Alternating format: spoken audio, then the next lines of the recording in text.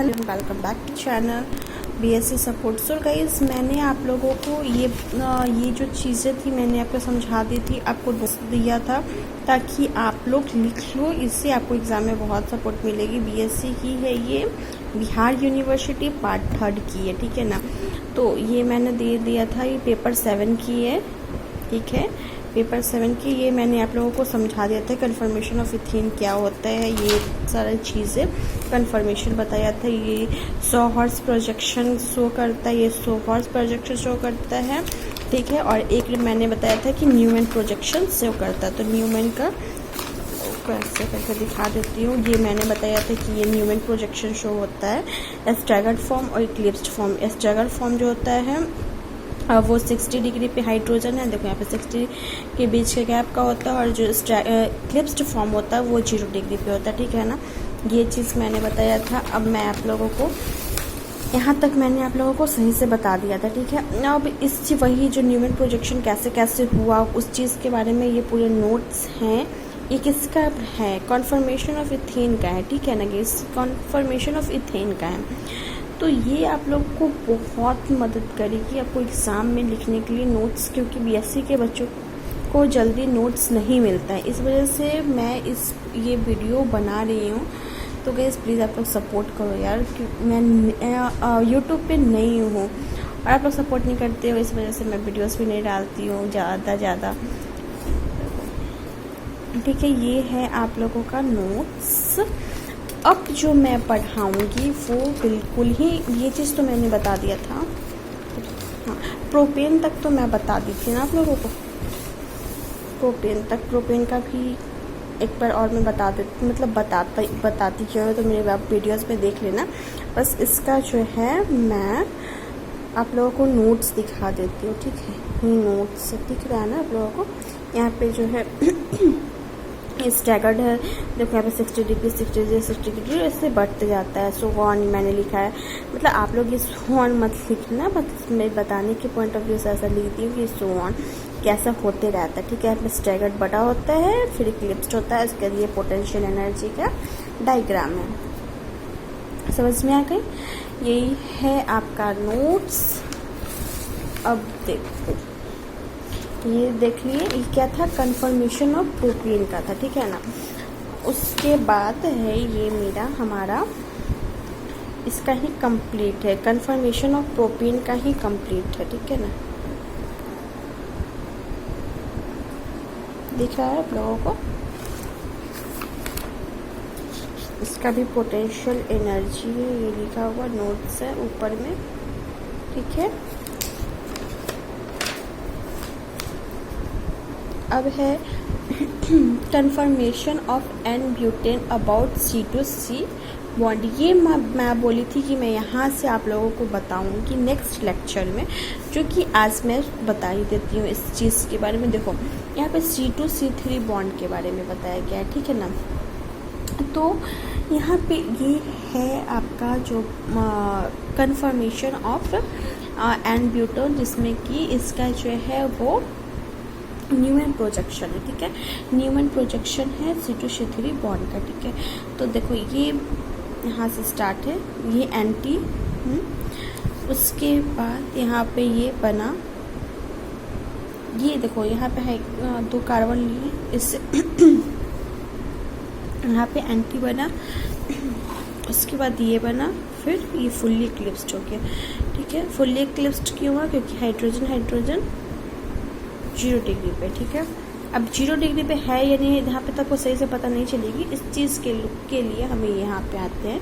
तो यहाँ पे देखो ये 60 डिग्री उठ करवाया, 60 डिग्री यहाँ पे बन गया, फुल इक्लिप्स्ड फॉर्म में आ गया, ठीक है। अब रोटेट करवाते हैं फिर 60 डिग्री से, ठीक है। फिर रोटेट करवाते हैं तो एक काउच फॉर्म बन गया, ठीक है। उसके फिर रोटेट करवाते हैं 60 डिग्री से, तो बनता है फुल्ली इक्लिप्स्ड फॉर्म में, ठीक है। यहाँ तक हुआ। उसके बाद फिर हुआ, यहाँ तक आप समझ गए। अब यहाँ से फिर यहाँ से अब C3 को बाय 60 डिग्री से करवाते हैं, तो देखो ये बना, दिख रहा है। फिर काउच फॉर्म हुआ, रोटेट C3 बाय 60 डिग्री, तो ये बना। अब ये क्या हो गया? यहाँ पे फिर हम लोग रोटेट करवाते हैं 60 डिग्री से, सेम है एज मतलब जो भी पीछे में, ठीक है ना। तो यहाँ पे बना आपका 1 सेकेंड, ये रहा, ये मेरे प्रॉपर नोट्स से, ये मैंने अपने खुद से लिखा है, ठीक है। मतलब मैं खुद से लिखी हूँ, लेकिन ये मेरे टीचर की हेल्प से लिखी हुई। ऐसा नहीं कि मैं अपने मन से ही सारा नोट्स डाली हूँ, ऐसा बिल्कुल भी नहीं। मैं अपने टीचर की हेल्प से की हूँ, जो मुझे पढ़ाते हैं उनकी मदद मैंने लिया है इस ये नोट्स के लिए, ठीक है। I am sorry. तो और मैं सोची कि चलो यार आप लोगों को भी ये फ़ायदा दिया जाए, ठीक है। उसके बाद ये Newman projection of n butane के बारे में है कि कब देखो यहाँ पे लिखा हुआ, the completely staggered conformation 1 called the anti, पहला जो बना था वो एंटी था। So 2 methyl groups are as far apart as possible, ठीक है। उसके बाद फिर 2 मिथाइल ग्रुप बना, फिर ऐसे 60 डिग्री पे हम रोटेट करवाए। 1 मिनट मैं आपको नोट्स ऐसे करके दिखाती हूँ।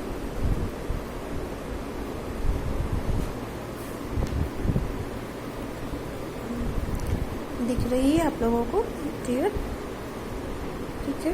तो ये है कैसे 60 डिग्री बनाते हैं, कब एंटी बनता है, फिर कब फुल्ली इक्लिप्स्ड बनता है, कब पार्शियल इक्लिप्स्ड बनता है, कब काउच बनता है, फॉर्म बनता है, ठीक है। यहाँ पे स्टैगर्ड फॉर्म जो है ना, स्टैगर्ड फॉर्म को ही काउच फॉर्म भी बोलते हैं, ठीक है गाइस। तो इतना यही चीज़ है, मैं बस इतना ही चीज़ बताने की कोशिश कर रही हूँ।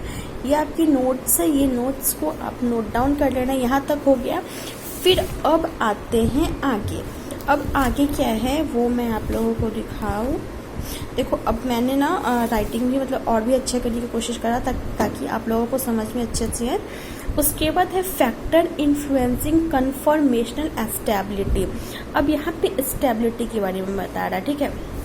तो मैं इसको थोड़ा बताने की कोशिश करूँगी कि यहाँ पे क्या होता है। जो फैक्टर इन्फ्लुएंसिंग कन्फर्मेशन स्टेबिलिटी, तो कन्फर्मेशन स्टेबिलिटी जो है वो 3 टाइप का है। इसका फैक्टर कितना है, 3 है, ठीक है। 3 टाइप्स के हैं, ओके।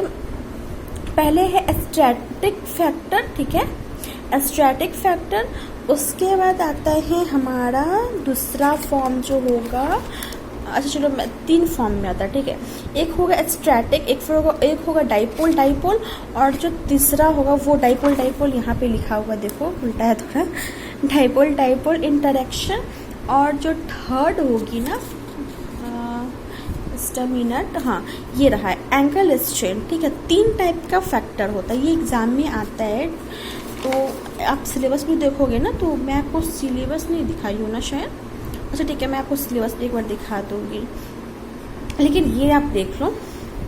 तो ये हुआ क्या हुआ, फैक्टर इन्फ्लुएंसिंग कन्फर्मेशनल स्टेबिलिटी। तो यहाँ पे ये नोट्स है इसके। द स्टैगर्ड फैक्टर में क्या होता है, in an butane for example the 2 hydrogen 1 on each of the 2 central carbon. देखो यहाँ पे क्या होता है, जो हम लोग बनाते हैं कन्फर्मेशनल मतलब न्यूमन प्रोजेक्शन बनाते हैं, तो सेंटर पे क्या होता है, कार्बन होता है, C2C3 होता है, ठीक है। तो द 2 हाइड्रोजन 1 ऑन 2 हाइड्रोजन हर एक सेंटर कार्बन के साथ होता है, have been replaced by bulkier methyl group. Bulkier मतलब होता है मिथाइल ग्रुप को बोलते हैं, उसको रिप्लेस किया जाता है मिथाइल ग्रुप से। This bulky methyl group are further apart in the anti conformation 1। फिर क्या हुआ, यहाँ पे जो मिथाइल ग्रुप से हम रिप्लेस करते हैं, ठीक है। तो यहाँ पे क्या बना, एंटी कन्फर्मेशन बना, ठीक है। क्या बना, anti conformation apart in the anti conformation 1। जो पहला पिक्चर बना था, देखो मैं दिखाती हूँ आपको, इसमें एग्जाम्पल नहीं दिया हुआ, ठीक है। लेकिन देखो एन ब्यूटेन जो हम पढ़ाए थे आपको, तो देखो एन ब्यूटेन तो सबसे पहले क्या बना था, एंटी बना।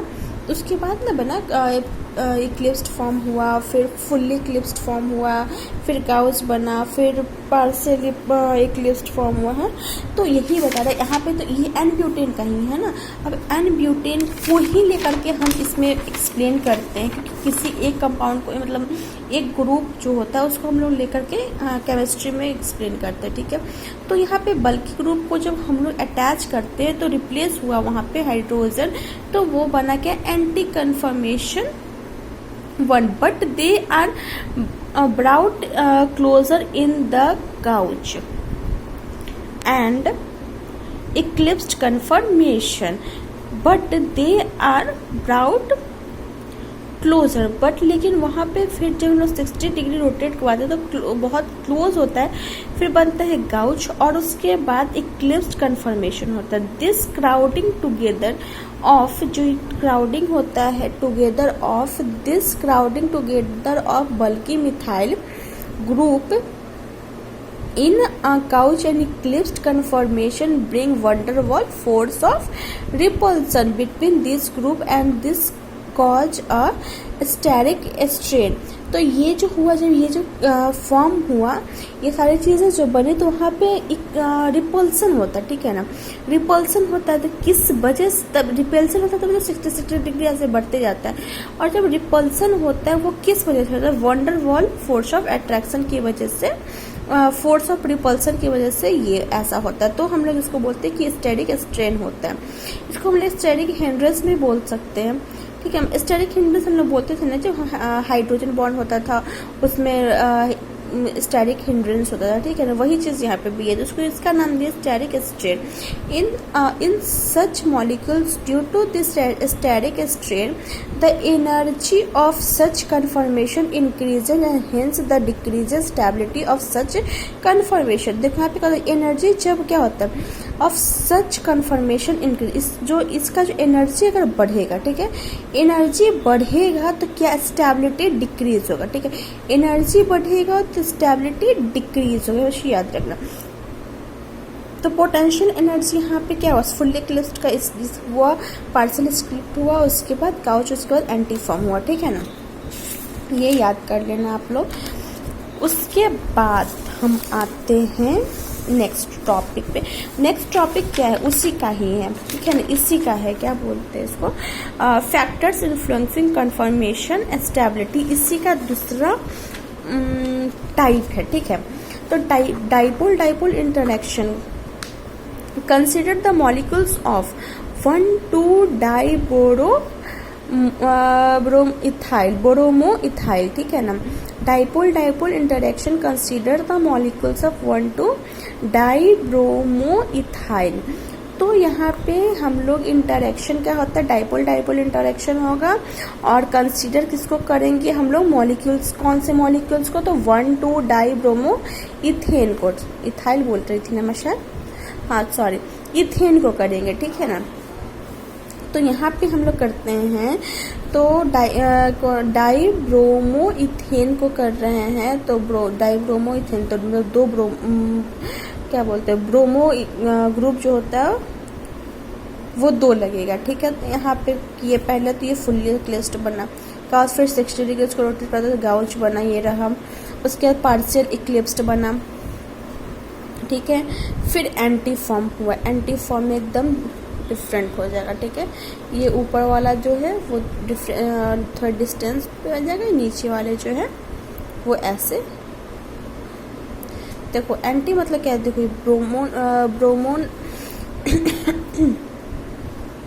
ब्रोमो जो है, ठीक है, वो डाइब्रोमो जो है वो क्या है, दोनों एक साथ है, ठीक है। यहाँ पे थोड़ा दूर हुआ, ये यहाँ चला गया ब्रोमाइड, ठीक है।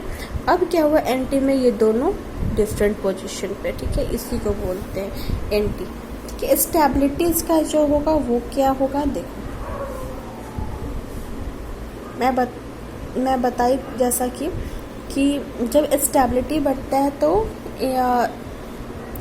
सॉरी, जब एनर्जी बढ़ता है तो स्टेबिलिटी कम होता है ना। तो देखो एनर्जी इसका फुल्ली इक्लिप्स्ड का ज़्यादा है, फिर पार्शियल का, फिर गाउस का, फिर एंटी का। तो स्टेबिलिटी कम होते चले जाएगा, एंटी का ज़्यादा हो जाएगा, गाउस का उसके बाद उसका पोटेंशियल, फिर